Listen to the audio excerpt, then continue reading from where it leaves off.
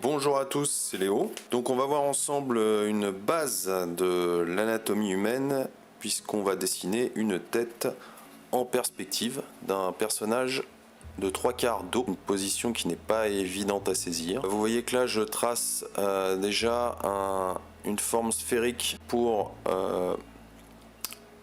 les contours extérieurs de la tête, tout simplement, la boîte crânienne. Et je vais diviser donc, tracer un premier repère horizontal pour diviser le crâne horizontalement et un repère vertical également. Donc là, ça vous donne une idée de la perspective. J'attaque ensuite sous l'arcade sourcilière. Là, vous voyez que je trace le sourcil déjà. Je fais le contour de l'œil et sous évidemment l'arcade sourcilière, je place le nez. Donc là, moi, j'utilise un stylet numérique, une tablette graphique, mais c'est exactement la même chose qu'un crayon, hein, c'est pareil.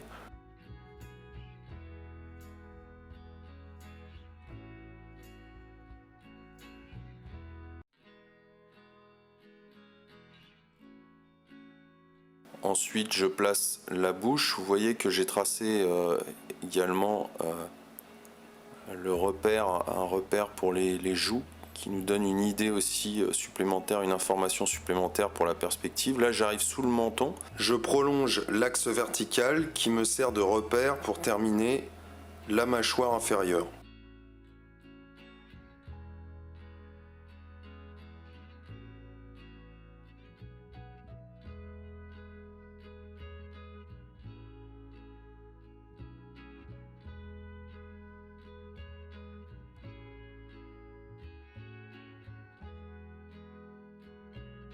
Et donc un peu plus haut sur la même verticale, vous avez l'oreille qui est placée à l'intersection donc de la ligne horizontale et verticale. Là, je trace le cou, la partie avant du cou et le dessous de la mâchoire.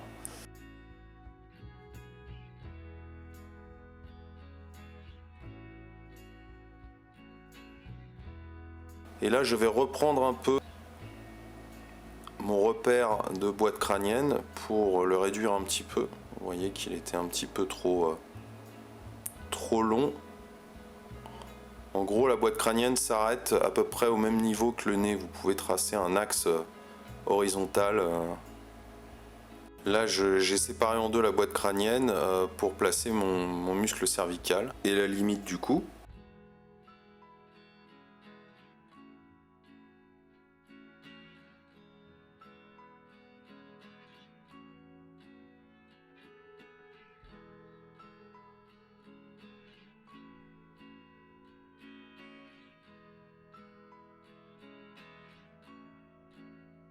Et donc, deuxième étape, eh bien, je vais reprendre mon esquisse, mes traits d'esquisse, pour faire un dessin, on va dire, un peu plus net, légèrement plus net, pour que vous puissiez mieux voir donc la construction.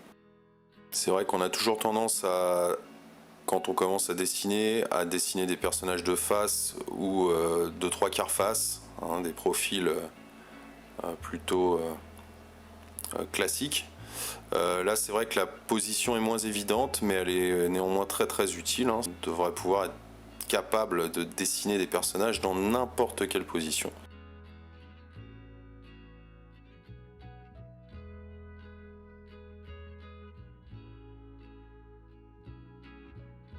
Voilà, encore une fois, j'espère que ce tutoriel vous aura été utile. Si oui, n'hésitez pas à le partager et à vous abonner à la chaîne. Quant à moi, je vous donne rendez-vous sur le site dessincreation.com où vous retrouverez plein d'autres tutos et d'articles en ligne. À bientôt!